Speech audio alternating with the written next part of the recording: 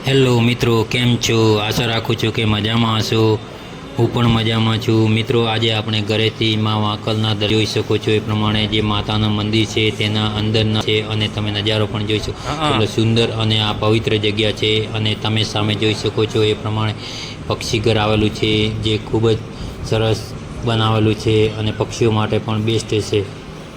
અને આપણે અંદર જે આવીએ છીએ તે સામે જે દેખાય છે તે પક્ષીઓને દાણા નાખવા માટેનો ચબૂતરો બનાવેલો છે. એ પણ એક સુંદર ચબૂતરો બનાવેલો છે જેથી કોઈ પણ જ્યારે દર્શન કરવા આવે છે અને અહીં તેને દાણા નાખવામાં આવે તે અહીં નાખવામાં આવે જેથી છૂટા છવાયા ન નાખે, જેથી કોઈ પણ પ્રકારનો પક્ષીઓને નુકસાન પણ ન થાય. કેમ કે કોઈ પણ પશુ કોઈ પણ પ્રાણી હોય તે તેને મારી ન નાખે અને શાંતિથી તે દાણા ખાઈ શકે છે. આ મંદિર વર્ષો જૂનું છે અને આ મંદિરથી દર્શન માટે લોકો દૂર દૂરથી આવે છે. તમે પણ અવશ્ય એક વખત આ માતાના મંદિરે દર્શન કરવા માટે આવજો.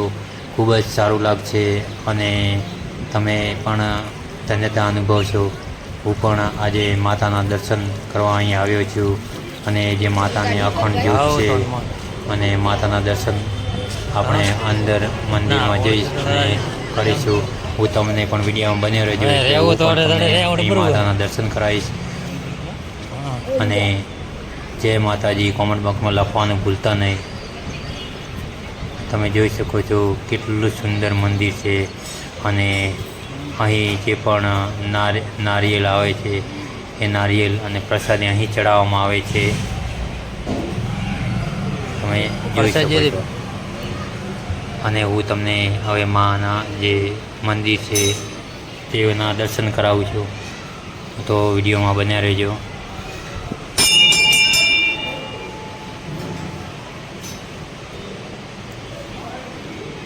તમે જોઈ શકો છો માતાની અખંડ જ્યોત ચાલુ છે અને માતાજીના પણ કરી લીધા, માના આશીર્વાદ પણ લઈ લીધા. તમે પણ માના દર્શન કરી શકો છો.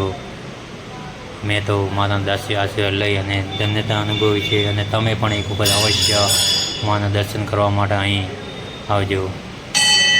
જય માતાજી.